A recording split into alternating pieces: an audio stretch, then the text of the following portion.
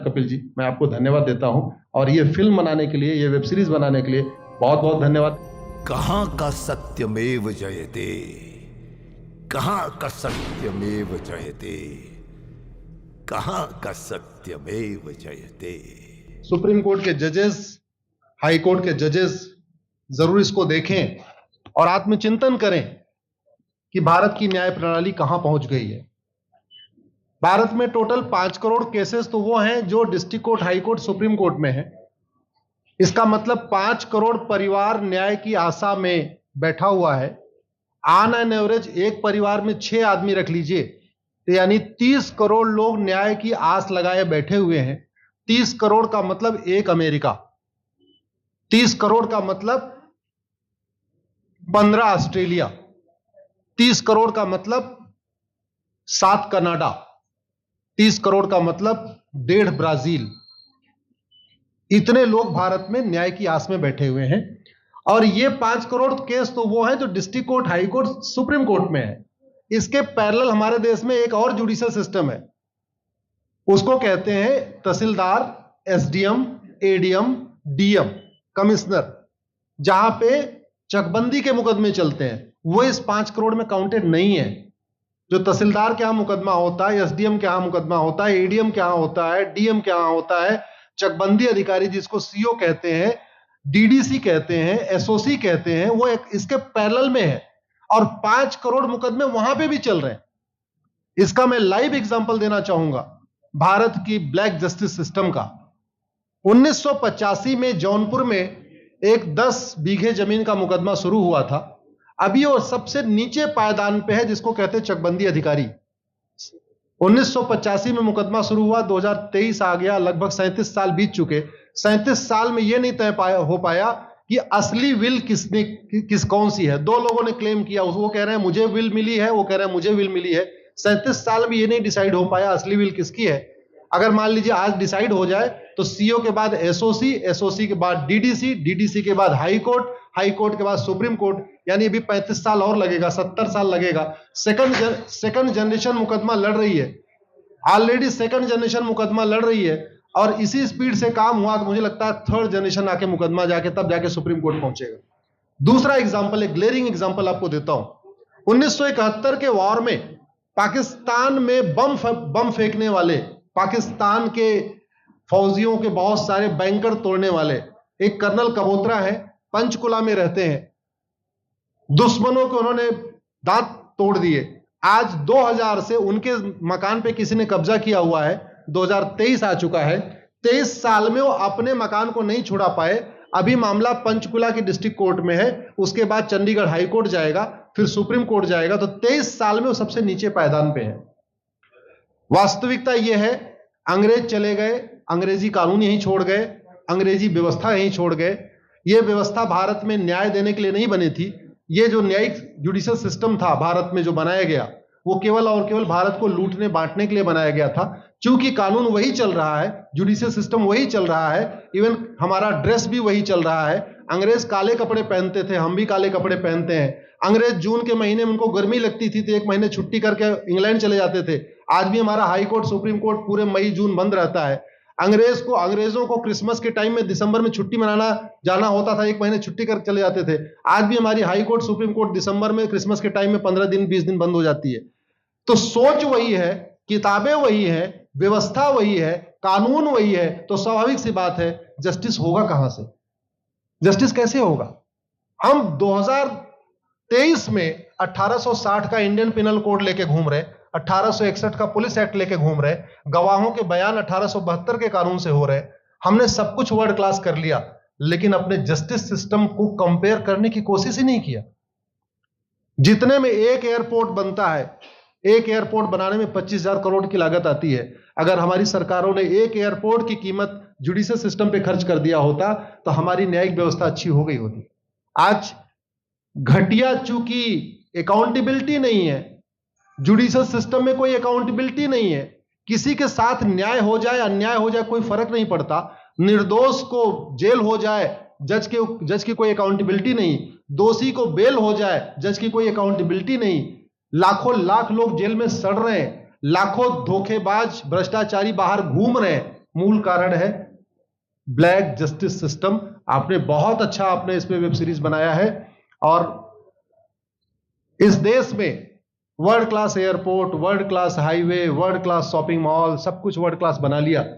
In fact अपना mobile का data सुरक्षित रखने के लिए हमारे सांसद, विधायक, जज आईफोन भी यूज करते हैं। अमेरिका का आईफोन यूज करते हैं हमारा डेटा सुरक्षित हो जाए। लेकिन भारत सुरक्षित हो जाए उसके लिए यह नहीं देखते कि जापान में कौन सा कानून है, अमेरिका में कौन सा कानून है, सिंगापुर में क्या अच्छा चल रहा है। कनाडा में रेंट का मामला एक डेट में खत्म होता है। सिंगापुर में अभी कुछ दिन पहले एक व्यक्ति के पास 900 ग्राम गांजा पाया गया, उसको फांसी हुई है। दोबारा वहां ड्रग स्मगलिंग होगी क्या? तो भारत में चाहे वो ड्रग स्मगलिंग है, माफिया राज है, ह्यूमन ट्रैफिकिंग है, इन सब के लिए हमारा जस्टिस सिस्टम जिम्मेदार है। कोई भी अपराध होता है उसमें दो पक्ष होता है, एक पीड़ित, एक अपराध करने वाला। जो पीड़ित होता है वो चाहता है जल्दी उसको न्याय मिल जाए, अपराध करने वाला चाहता है मुकदमा लंबा चले। भारत का न्यायिक सिस्टम अपराध करने वाले के साथ खड़ा है। बलात्कारी चाहता है उसका मुकदमा 30 साल चले, और मुकदमा 30 साल चलता है। भू माफिया चाहता है कि गरीब की जमीन पे कब्जा कर ले, उसका मुकदमा 50 साल चले, और आज की डेट में मुकदमा 50 साल चल रहा है। इसका मतलब वर्तमान न्यायिक सिस्टम बलात्कारी के पक्ष में है, भू माफिया के पक्ष में है, ड्रग स्मगलर के पक्ष में है, ह्यूमन ट्रैफिकर के पक्ष में है, नक्सलियों के पक्ष में है, माओवादियों के पक्ष में है, जो लोग देश विरोधी काम कर रहे हैं उनके पक्ष में है। 40 साल 50 साल के बाद किसी व्यक्ति ने मिलावट करके लोगों का स्वास्थ्य खराब कर दिया, उसको 50 साल के बाद सजा हो रही है। इस बीच उसने कम से कम पता नहीं कितने लोगों का और भी कर दिया। तो ये जो जस्टिस सिस्टम होता है दवा की तरीके काम करता है। जैसे दवा अच्छी होती है बीमारी तुरंत ठीक हो जाती है, अगर दवा घटिया होती है तो बीमारी बढ़ जाती है। दवा खाने के बाद शरीर एज इट इज नहीं रहता, या तो बीमारी ठीक होती है या तो बीमारी बढ़ती है। अगर कोई आदमी एक गांव में किसी के साथ कुछ गलत कर दे, उसको 6 महीने के अंदर सजा हो जाए, साल भर के अंदर हो जाए, दूसरा अपराध वहां नहीं होगा। लेकिन अगर उस व्यक्ति को पनिशमेंट नहीं मिला तो स्वाभाविक सी बात है उसने उसको और मोटिवेट कर दिया। कहते नहीं ऐसे बुखार है, तुरंत 2 गोली खाइए बुखार ठीक हो गया। लेकिन अगर आपने दवा नहीं खाई या गलत दवा खा लिया तो टाइफाइड होगा या निमोनिया होगा। दुर्भाग्यवश ये हमारा जस्टिस सिस्टम यही कर रहा है।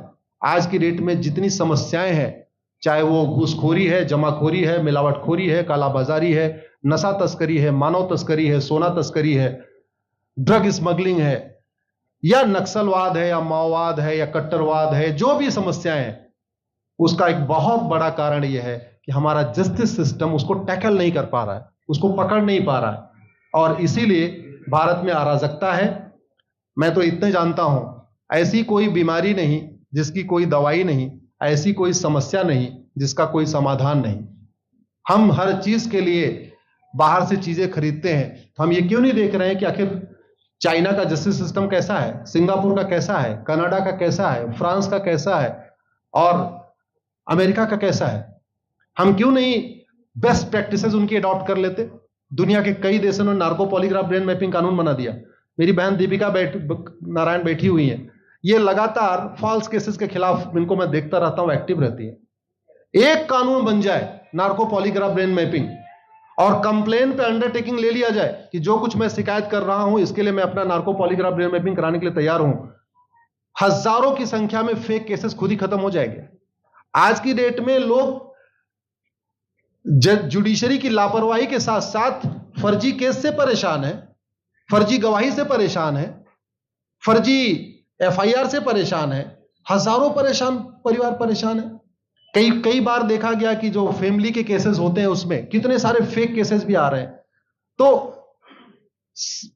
जो वास्तव में दोषी हैं उनको पनिशमेंट नहीं मिल पा रहा है, जो निर्दोष हैं उनके खिलाफ फर्जी केसेस हो रहे हैं। आज की डेट में गांव में एक दबंग अगर जमीन कब्जा कर लेता है, किसी की हिम्मत नहीं पड़ती उसके खिलाफ कोई गवाही दे दे। लोगों को अपनी जमीन छुड़ाने में 30 साल लड़ना पड़ रहा है, 35 साल लड़ना पड़ रहा है। अगर 30 साल 35 साल के बाद कक्कड़ जी उसको अपनी जमीन मिल भी गई तो उसके साथ न्याय कहां हुआ? 35 साल में उसका टाइम बर्बाद हो गया, 35 साल में उसका पैसा बर्बाद हो गया, 35 साल वो मेंटल ट्रॉमा में रहा, 35 साल उसने तारीख पे तारीख झेली है। और मैं तो डिस्ट्रिक्ट कोर्ट में कई बार जाके देखा, ऐसे परिवारों को देखता हूं जिनके पास बस से आने के लिए पैसा नहीं है, साइकिल से आते हैं। ऐसे परिवारों को देखता हूं जो चाय नहीं पी सकते अपने पैसे से, बेचारे घर से रोटी बांध के और अचार लेके आते हैं, लेकिन वहां मजबूरी में वकील को पैसा देते हैं। तो हमारी कोर्ट कचहरी वास्तव में दलाली का अड्डा बन गया है। हमारी कोर्ट कचहरी भ्रष्टाचार का अड्डा बन गया है। और मैं दुख के साथ कहना चाहूंगा, अदालतों में न्याय हो नहीं रहा है, बल्कि न्याय बिक रहा है। जिनके पास पैसा है, वो उन्होंने कितना बड़ा क्राइम किया हो, मर्डर किया हो, रेप किया हो, उनको जमानत हो रही है। और जिनके पास नहीं है, वो बेचारे जेल में सड़ रहे हैं। कई बार तो देखा गया, मैंने मेरे मर्डर किया एक्स अनंत सिंह ने, लेकिन एक्स अनंत सिंह बाहुबली थे, उन्होंने थानेदार को 20 लाख रुपए दिया, वो वाई अनंत सिंह को लेकर जेल में डाल दिया। नाम वही है। अब उसके बाद क्या हुआ, 20 साल मुकदमा चला और फिर सबूत के अभाव में छूट गया। तो जिसने मर्डर किया वो तो कभी जेल गया ही नहीं। एक निर्दोष जेल गया, 10-20 साल के बाद उसने अपना जमीन बेचा, सब कुछ किया, माँ बाप सब कुछ तबाह हो गए, फिर वो सबूत के अभाव में छूट रहा है। तो सबूत के अभाव में अगर 20 साल के बाद छूट भी गया हो, उसका 20 साल कौन लौटाएगा? उसके 20 साल के लिए कौन जिम्मेदार है? उसके 20 साल जो बर्बाद हुआ, उसके लिए संविधान की शपथ लेने वाले जिम्मेदार हैं। संविधान के प्रियम्बल में लिखा है, हम आपको जस्टिस देंगे, हम आपको न्याय देंगे। न्याय देने की जिम्मेदारी किसकी? जिन्होंने शपथ लिया। शपथ कौन लेते हैं? जजेस लेते हैं, सांसद, विधायक, मंत्री लेते हैं। तो आज की डेट में अगर लोगों को न्याय नहीं मिल रहा है, तो इसके लिए वही जिम्मेदार हैं जो संविधान की शपथ लेते हैं। संविधान की शपथ लेने वालों को वेतन, भत्ता, गाड़ी, बंगला इसीलिए मिलता है कि लोगों को न्याय मिल सके, फास्ट जस्टिस मिले, कंप्लीट जस्टिस मिले। अनफॉर्चुनेटली कंप्लीट जस्टिस मिलने में तो 50-60 साल लग जाता है, फास्ट जस्टिस तो सपना हो गया है। इसलिए आज आपने जो ये वेब सीरीज बनाई है, मैं आपको धन्यवाद देता हूं। एक ऐसे विषय पे जिस पे कोई टच नहीं करता, लेकिन जिससे करोड़ों लोग पीड़ित हैं। मैंने कहा ना, 5 करोड़ लोग सीधे district court, high court, supreme court के केसेस से पीड़ित हैं, और 5 करोड़ मुकदमे एसओसी, डीडीसी, तहसीलदार के यहां चल रहा है। तो अगर 5 करोड़ से 30 करोड़ लोग इधर पीड़ित हैं, तो उधर भी पीड़ित है। वास्तव में बहुत बड़ी संख्या भारत में इसी से पीड़ित है।